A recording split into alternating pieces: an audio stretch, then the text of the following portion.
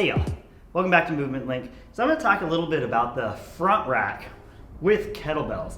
And although we don't use kettlebells all that often in this way, it's good to kind of know how to do these things because a lot of times if you're going on vacation or you just need something at home, or you're just bringing something to the park, or you show up and you're going to work out with a friend or at another gym, you want to be able to have these skills. They're pretty basic to learn. They're going to take a long time to get extremely good at, but they're pretty basic to learn. And then just the smallest amount of basics and knowledge of kind of the different ways we might do something. If it's a kettlebell or a dumbbell, we might be able to use some of these ideas as we try and translate what we know into unknown things out in the real world. So basically with kettlebells, what we're looking for is we create a front rack just by going like this, and it creates a little spot.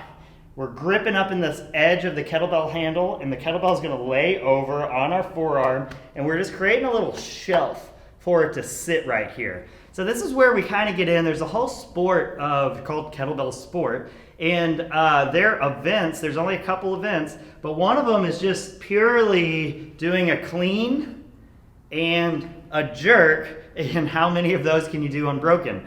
So a lot of the kettlebell technique is very specific to kettlebell sport, just like when you look at Olympic weightlifting or gymnastics and all these things. A lot of techniques are very specific to the sport. So we need to take the context of why they're doing the things they're doing, and is it for competition standard, or is it for a standard that really helps us translate things into the real world? So in my opinion, a lot of these kettlebell standards are for the sport of kettlebell, which is a little different than everything else we're doing in here, which is why we don't spend too much time learning all the kettlebell sport standards. But again, good to know. Here we go.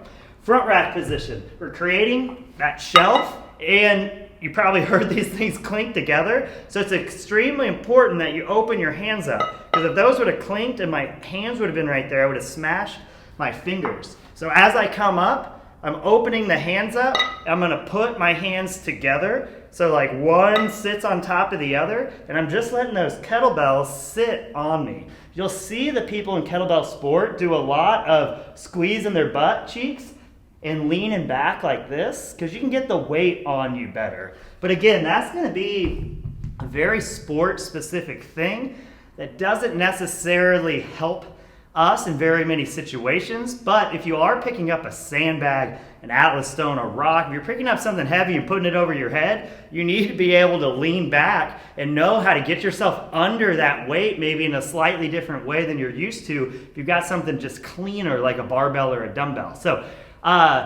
even though it's a little awkward and weird, you don't really see it with the other things, it is something that, you know, it's not wrong to lean to get under something to then come back under it as it goes overhead, and we just need to make sure we understand the context. But for this, we're creating that position there. You got to open those hands up, and then we're just letting the kettlebell sit right there, gripping on the inside. My thumbs are sticking off inside portions of the kettlebell.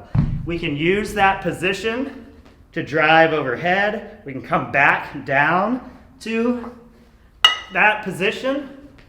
So we can use it just like our front rack position with the barbell.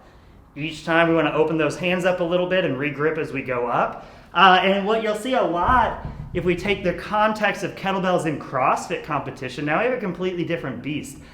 And a lot of times what you're going to see in those scenarios are they don't have exact front rack rules, because it's really hard to standardize this. They could say something like your elbow has to touch your side. They could say something like the kettlebell has to touch your chest. But typically, from what I've seen, I haven't really seen that stuff in CrossFit competition. So if they've got kettlebells and they're doing thrusters or they're doing yada, yada, yada, in CrossFit competitions, what we see get allowed is the ability to put that bar on top, put the kettlebell on top of you. So now all of that weight, I'm really not using any shoulders. It's just sitting on top of me. This is more core than anything else. So then if I'm driving overhead, I've got that position that I use as the front rack position. If I'm doing squats, it's a much higher position. So kettlebell sport, that front rack looks here. CrossFit competition is going to depend what the standards are. Is this a standard? And the way I would see it is they need the standard to be your elbows touch your sides. If that's not the standard, this is much harder and a much bigger range of motion than this. So you got to take advantage of whatever the thing you're doing is. You got to see, what the goal of the workout is, what techniques we're trying to learn, but it's extremely valuable either way to learn how to create that front rack, open the hands up so your hands don't get smashed, and learn how to get things up into these different positions. Context is everything. Hope this helps. Talk to y'all soon.